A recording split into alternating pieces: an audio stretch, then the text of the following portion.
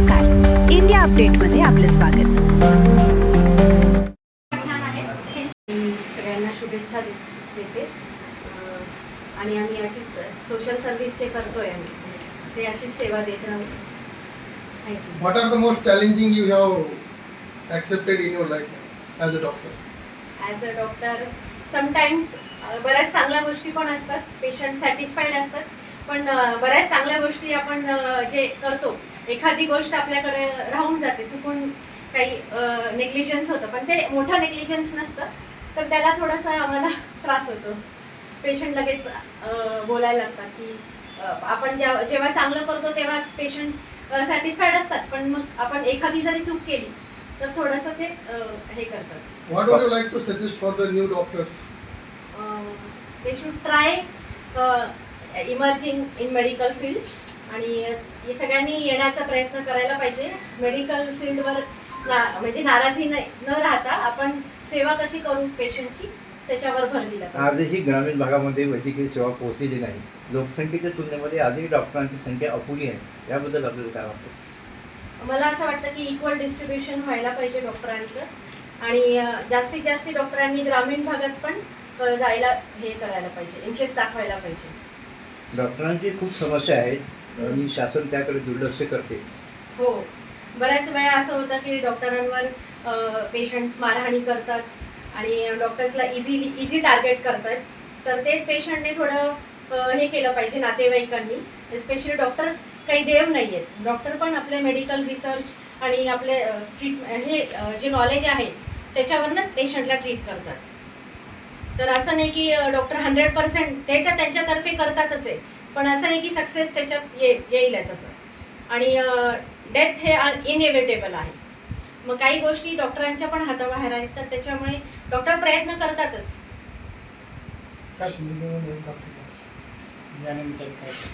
तेच की आपण जास्तीत जास्त चांगली सर्व्हिस पेशंटला देत राहू. आणि थँक्यू सो मच.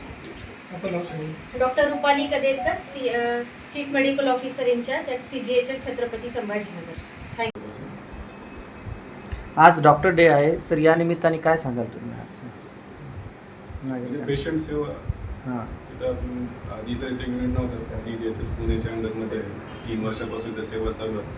आम्ही असंच आपल्या मराठवाड्याच्या रुग्णांसाठी सेवा देण्याचा प्रयत्न करतो. काही जे पेशंट आहेत ते मराठवाड्यामध्ये म्हणजे इलाज होत नाही, तर त्यांना बाहेर जावं लागतं. त्यासाठी तुम्ही नवीन याच्याबद्दल काय सांगाल? टेक्नॉलॉजी मराठवाड्यामध्ये म्हणजे खूप पर्यंत आता चालूच आहे. मला नाही वाटत की कमी प्रमाणात आहे की असं पुण्या मुंबईला सगळ्या सुविधा डेव्हलपमेंट झालेलं आहे. असं नाही की काहीच होत नाही. ऑन्कोलॉजीमध्ये दूध हॉस्पिटल आहे, सगळ्या सर्व्हिसेस तिकडे, radiotherapy, chemotherapy, oncology department successful आहेत आणि आपण पेशंट्स तिकडे पाठवतो, तर बऱ्यापैकी मराठवाडा कव्हर होतो. शासकीय कॅन्सर हॉस्पिटल छत्रपती संभाजीनगर येथे आयुर्वेदिक युनिट इंचार्ज आहे.